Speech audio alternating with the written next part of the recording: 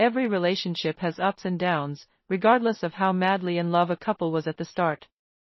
And, if resentment, distrust, or detrimental behavioral habits develop, it might feel impossible to return to a happier, more personal relationship. But there is always hope, even if you and your partner have been drifting apart for years. In this summary of the 13 Things Mentally Strong Couples Don't Do 2023 by Amy Morin, we will flip what couples don't do to looking at some ways for staying close to your partner or reconnecting with them. Amy Morin is a certified clinical social worker, psychology educator, and psychotherapist. She also presents the podcast, Mentally Stronger with therapist Amy Morin, and wrote the best-selling book 13 Things Mentally Strong People Don't Do, which has been translated into more than 40 languages. You'll learn that resilient relationships require ongoing care and how to create an environment in which both partners may speak openly without fear of retribution. You'll also learn strategies for improving communication and emotional relationships even during difficult times. So, are you ready to establish a stronger, more loving relationship with your partner? Let's delve into the core messages and gain key insights, which we summarized into 4 core messages as follows. 1. Promoting collaborative growth. Finding love once is a blessing, but twice is practically miraculous. Amy Morin, a couples therapist, experienced both storybook romance and heartbreaking tragedy along her journey. Morin endured a difficult decade of gloom after losing her beloved first husband at the age of 26, before suddenly discovering love again. Now remarried and living adventurously aboard a sailboat, she uses her amazing personal experiences, as well as her over 20 years of expertise as a therapist, to help couples build better and more durable relationships. Morin, an individual and couples counselor, has witnessed it all: blame games, hopeless attempts to change each other, and frantic quests for affirmation at the end of a relationship. She was first hesitant to perform couples work. Most people, she believed, come to couples therapy wanting permission to divorce rather than ideas to salvage their relationship. Morin eventually recognized our fundamental desire for connection, as well as the impact connections have on our mental health. Individuals battling with anxiety, despair, trauma, or other disorders are rarely able to heal alone. More commonly, progress occurs as a result of improved support and communication in our closest relationships. The idea is to disrupt unhelpful patterns by removing frequent poor habits that harm relationships. Relationship progress, like human growth, is nonlinear, requiring effort and dedication through the ups and downs.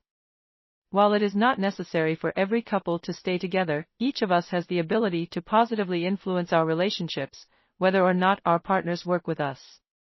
When we change our steps, our partners adjust automatically, just like they do when we dance. By concentrating inward on our own personal growth and mental resilience, we model the change we want to see reflected back to us. With repeated practice of more constructive actions, we have a better chance of overcoming past hurts and developing stronger ties over time. 2. Dealing with problems head-on. Relationships are complicated. Even couples who genuinely care about each other can feel detached or become embroiled in seemingly intractable disagreements. For example, Maria encountered this situation. She has been happily married for almost 30 years, raising 3 wonderful sons. But now that the sons had gone out, she felt lonely and distanced from her husband Luis. The truth was that Maria and Luis had always put their sons' activities and care over their own emotional connection as spouses. With the children gone, their relationship's shaky basis was exposed. A chasm had formed between them over decades, and Maria had no idea how to cross it. Maria was not one for deep debates. And, like many others, Maria was concerned that expressing her sentiments honestly would irritate her spouse and lead to unnecessary conflict. Nonetheless, she felt she couldn't ignore the situation any longer. She wished to reconnect with Luis and regain a sense of intimacy.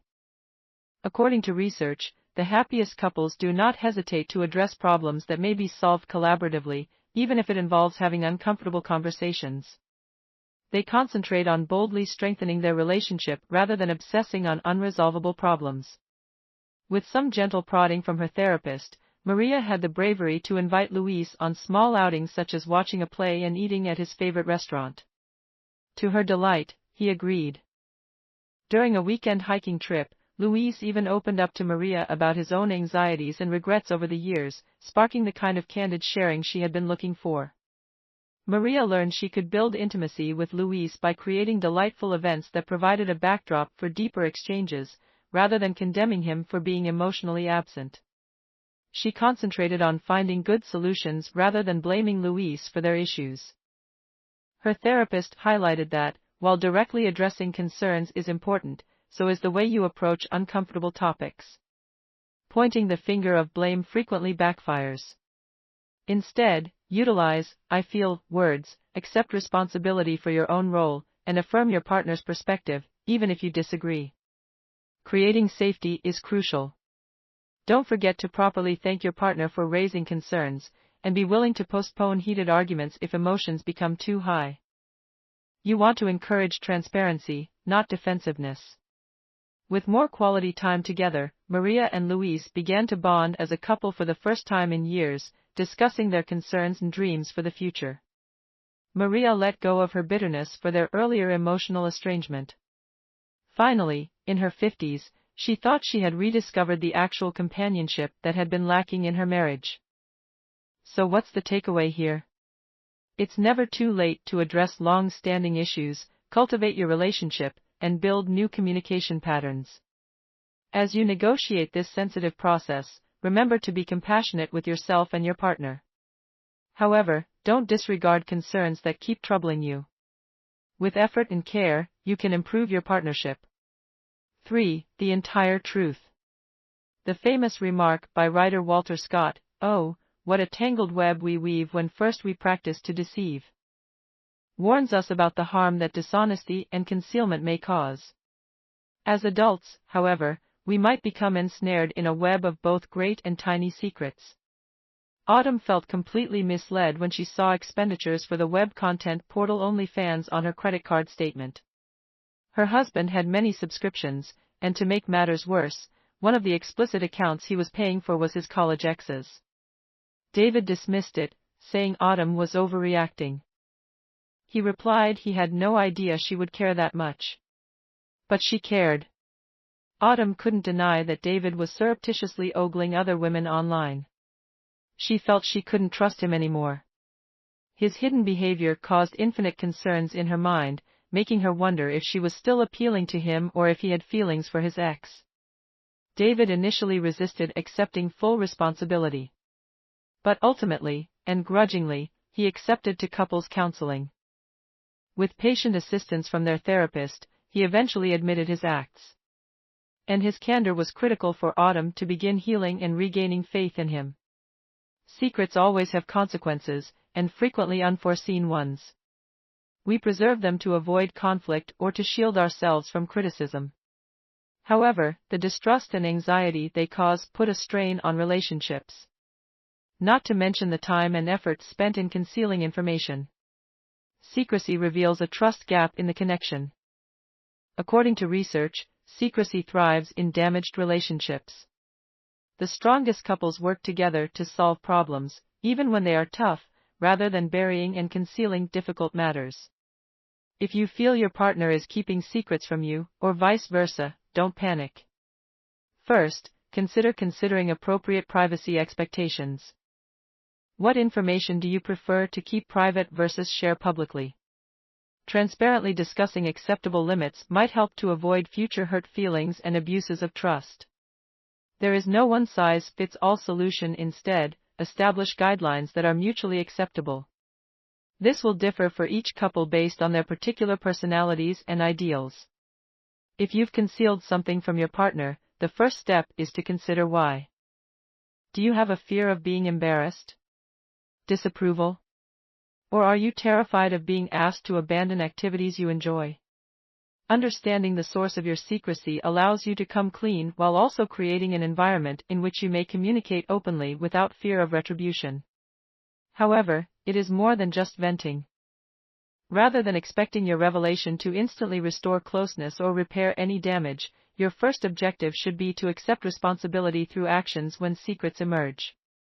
For example, if you reveal financial deceit to your relationship, make a plan to seek counseling for the underlying issues, commit to financial transparency in the future, and consider temporarily giving your partner financial control to rebuild shattered trust. Disclosing long-held secrets demands courage. But the clarity and fresh connection are worthwhile. With care and perseverance, you can overcome decades of hiding and ultimately face each other genuinely. 4. Renewing appreciation. Have you ever wondered why you're still in your relationship? Over 1/3 of respondents admit to frequently questioning whether they should stay or go. Let's look at two couples who have found themselves in this scenario. Jillian, a 35-year-old teacher, was desperate when she sought couples therapy. She wanted to address her and her husband Marcel's incessant arguments about housework. While Marcel ignored the mess in their home, Jillian felt insulted, spending all of her free time cleaning up after their 3 children while he watched TV. In their first session, Jillian branded Marcel a slob, while he called her a drama queen. There could be no long-term answers without first addressing one question. How did they feel about each other now compared to when they fell in love? And, predictably, the two sensations were extremely different. What did they admire about one another back then that had been lost over time? Similarly, Michael and Paul's relationship felt exceptional at first, but stress undermined it over time. Their romantic nights out were replaced by helping the kids with their homework and watching movies on the couch. Michael was genuinely irritated by Paul's idiosyncrasies, which he used to find captivating. As circumstances change over time, it's easy to lose sight of all the reasons you fell in love and instead focus solely on a partner's imperfections. The good news is that you can revive positive feelings by recalling what originally brought you together. When you fall in love, pleasurable neurochemicals like dopamine and oxytocin cause you to obsess over your new lover. However, tolerance soon sets in, the rush fades, and the stable love that remains may appear monotonous in comparison to the exhilaration of young romance. However, remembering why you chose your mate can help strengthen your bond and weather life's storms. To help Paul and Michael reconnect, their therapist assigned them a special homework assignment: make a list of everything they liked about each other. When they returned the following week and exchanged their lists, it was evident that they admired a lot about each other. Michael admired Paul's dedication to reading bedtime stories to their children, and Paul was moved by Michael's daily calls to his aged mother. It was easier to resolve their disagreement over home tasks after they had restored their friendship. The goal is to keep your focus on the big picture. When present challenges appear overwhelming, recall what made you fall in love in the first place. Share enjoyable moments reminiscing your love story. Couples frequently require encouragement to reminisce lovingly about their "how we met" narrative. Plan regular low-stress dates to create more happy memories. Instead of rushing through childcare and chores, set aside time to make new memories. Exchange meaningful gifts and mention the main reasons you selected each other. Remember and appreciate the miracle of discovering your love in this vast world. Remember that magic can help you negotiate the rough terrain together. While the book lists 13 typical traps that couples should avoid in order to foster stronger and more robust relationships, it offers these summarized practical recommendations for better communication, managing conflict, and, eventually, developing more mental fortitude both individually and as a team. Overall, even the strongest relationships require ongoing upkeep and care. Partners must actively nourish their ties, just as they would tend a plant. Take personal responsibility rather than blaming your partner. Progress is frequently made when one spouse demonstrates vulnerability and compassion, allowing their beloved to reciprocate. Finally, love is a verb, an active commitment that is constantly renewed and shown via care for your spouse. By taking responsibility for nurturing your relationships, emphasizing emotional closeness, and maintaining trust, you give your relationship the best opportunity of not only surviving but also evolving and growing. If you resonate with this video, please share some love. Hit that like button and share this with others who may find it useful. Join us in this wonderful journey by subscribing for free, and together, let us make a better world. Thanks for watching.